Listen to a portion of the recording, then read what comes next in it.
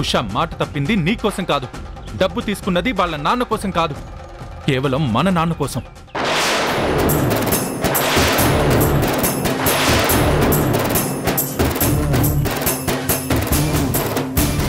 తరుణ్, ఏంట్రా నువ్వు చెప్పేది? ఇన్ని రోజులు మీకు తెలియని నిజమమ్మా.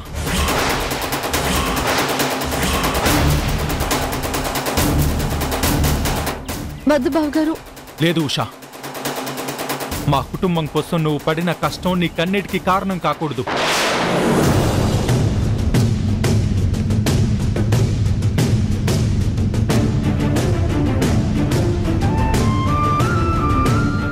నువ్వు లేకపోతే ఈ ఇంటికి సంతోషం దూరం అయ్యేది.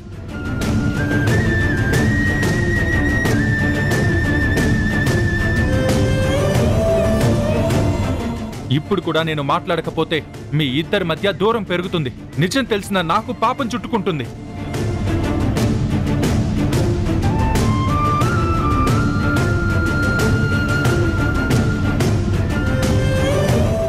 ఉషా పాటలు రాసింది, ప్రొడ్యూసర్ దగ్గర డబ్బులు తీసుకుంది నాన్న సర్జరీ కోసం.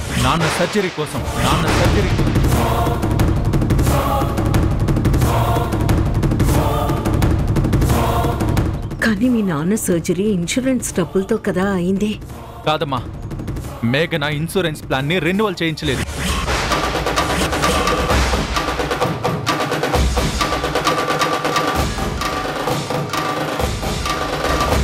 దాంతో పాలసీ ల్యాప్స్ అయింది. ఈ విషయం నీకు చెప్తే నువ్వు తట్టుకోలేవని అబద్ధం చెప్పానమ్మా.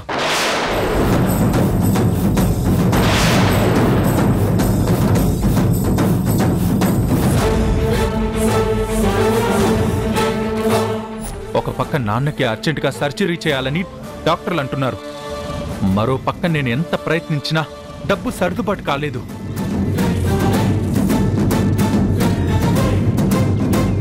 డబ్బు కట్టలేక, నాన్నకి సర్జరీ చేయించలేక, ఏం చేయాలో తెలియని స్టేజ్లో ఉన్నప్పుడు ఉషా ఆఖరి నిమిషంలో డబ్బు కట్టి నాన్న సర్జరీ జరిగేలా చేసింది.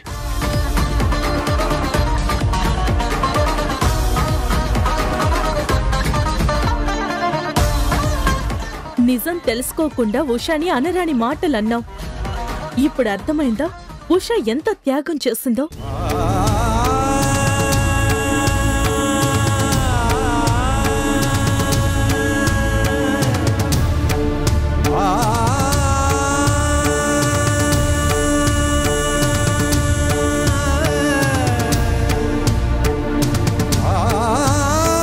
అమ్మ ఉషా, నా పసుపు కుంకాలు నిలబెట్టి నీకు ఏం చెప్పినా ఎంత చేసినా తక్కువే. మీ మావయ్యని కాపాడింది ఆ దేవుడు నా ధైర్యమో అనుకున్నాను. కానీ వెనకుండి మా నమ్మకాన్ని బ్రతికించిన నీ గొప్పతనాన్ని తెలుసుకోలేకపోయానమ్మా.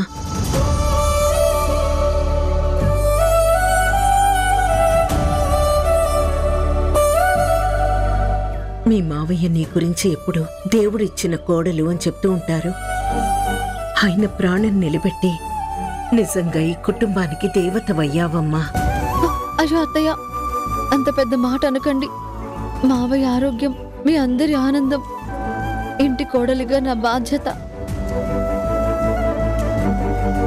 భర్త మాట కన్నా మావగారి ప్రాణాలే ముఖ్యమనుకోవడం బాధ్యత మాత్రమే కాదమ్మా, బంధాలకి మించిన సాయం. మా కుటుంబం మొత్తం జీవితాంతం ఏం చేసినా నీ రుణం మాత్రం తీర్చుకోలేమమ్మా. అత్తయ్య ప్లీజ్, మీరు ఇలా మాట్లాడకండి. నాకు చాలా కష్టంగా ఉంది. పొగడ్తలతో నన్ను పరాయిదాన్ని చేయకండి.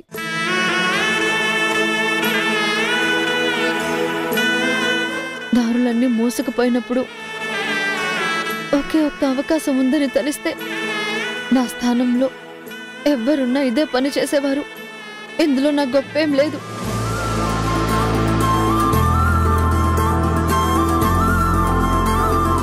అన్నీ చేసి కూడా ఏం లేదని ఒప్పుకోవడం నీ మంచితనం, నీ గొప్పతనం. అది నీ భర్తకు అర్థమైతే చాలు.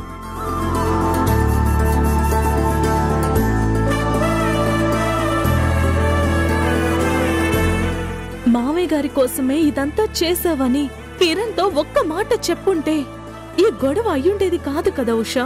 మావయ్య గారు సర్జరీ తర్వాత చెప్పాలనుకున్నాను, కానీ అప్పుడే ఆయన జర్నలిస్ట్తో గొడవ పడి వచ్చారు.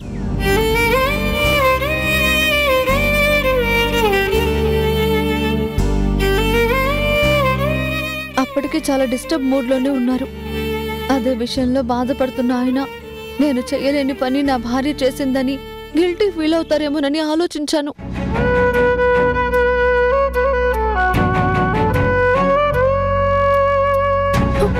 ఉన్న టెన్షన్ సరిపోనట్టు అదొక భారంగా మారుతుందేమోనని భయపడ్డాను.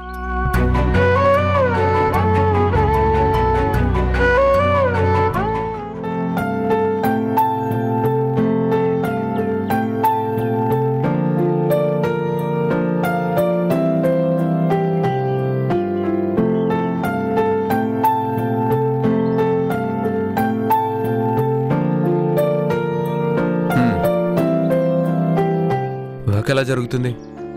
ఏ ప్రాబ్లం లేకుండా చాలా సాఫీగా హ్యాపీగా జరుగుతుంది. వర్కర్స్ కి మన మీద రెస్పెక్ట్ కూడా పెరిగింది. మన మీదనే కంటే అమ్మ మీద అంటే బెటర్ అనుకుంటా. నువ్వు కూడా భజన స్టార్ట్ చేసావా? భజన అంటావేంటి మేఘనా? ఇదే కదా నిజం. ఏది నిజం? వర్కర్స్ అత్తయ్య గారి మీద అభిమానం ఉండొచ్చు, కానీ కేవలం ఆవిడ కోసమే పని చేస్తున్నట్టు బిహేవ్ చేస్తే మన మాట ఎక్కడ వింటారు? మనకెక్కడ గౌరవం ఇస్తారు? రేపన్న రోజున మళ్ళీ ఇలాంటి ప్రాబ్లం వచ్చినా కిరణ్మయి మేడం రావాలి, ప్రాబ్లం సాల్వ్ చేయాలి అని అంటారు. ప్రతిసారి మన కంపెనీ కోసం ఆవిడ కాళ్ళు పట్టుకోలేం కదా. నిజమే, నేను ఈ పాయింట్ ఆలోచించలేదు. ఆలోచించాలి సంజయ్. నువ్వు ముందుండి అన్ని నడిపించాలని నేను కోరుకుంటుంటే నువ్వేమో ఏది ఆలోచించకుండా మాట్లాడతావు. కరెక్ట్ చేయడానికి, కవర్ చేయడానికి నువ్వున్నావు కదా.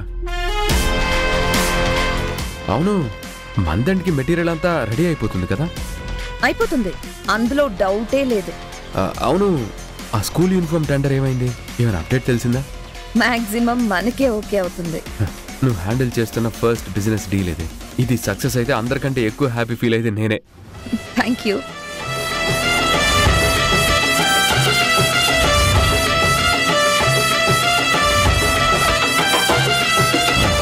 సరే, నేను రేపటి నుంచి ఆఫీస్కి వచ్చేస్తాను. రేపటి నుంచా? ఎందుకు? ఎందుకేంటి, ఇంకెన్ని రోజులు ఇంట్లో ఉండాలి? రోజంతా ఎక్కడికి కదలకుండా ఇంట్లోనే చాలా బోరింగ్గా ఉంది. కూర్చోకపోతే అటు ఇటు తిరుగు, ఫోన్ చూడు. ఓటీటీలో రోజుకొక సినిమా రిలీజ్ అవుతుంది. ఈ రోజుల్లో టైంని కిల్ చేయడానికి చాలా ఆప్షన్స్ ఉన్నాయి సంజయ్. ఒకరోజు 2 రోజులంటే ఓకే, ప్రతిరోజు అదే పని చేస్తుంటే ఏ మనిషికైనా చిరాకు పుడుతుంది. ప్రస్తుతం నేను ఆ కండిషన్లో ఉన్నాను. నాకు ఫ్రీడమ్ కావాలి మేఘనా. వర్క్ ప్రాబ్లం క్లియర్ అయింది కాబట్టి నేను ఆఫీస్కి వస్తాను. కావాలంటే అందరూ ఉన్నప్పుడు వీక్గా ఉన్నట్టు నటిస్తాను. వద్దు సంజయ్, మనం ఆడుతున్న సింపతి డ్రామా బాగా వర్కౌట్ అవుతుంది. వర్కర్స్ ఏమైనా ఎక్స్ట్రాలు చేస్తుంటే నీ పేరు చెప్పి కంట్రోల్ చేస్తున్నాను. ఇప్పుడు నువ్వు ఆఫీస్కి వస్తే సార్కి బానే ఉంది కదా అని వాళ్ళకి కొమ్ములు వస్తాయి, మన మాట లెక్క చేయరు. అందుకే ఈ రోజు నుంచి నువ్వు అన్ని వదిలేసి హ్యాపీగా ఇంట్లోనే ఉండి రిలాక్స్ అవ్వు. ఏంటి, ఈ రోజు నుంచి అన్ని వదిలేయాలా?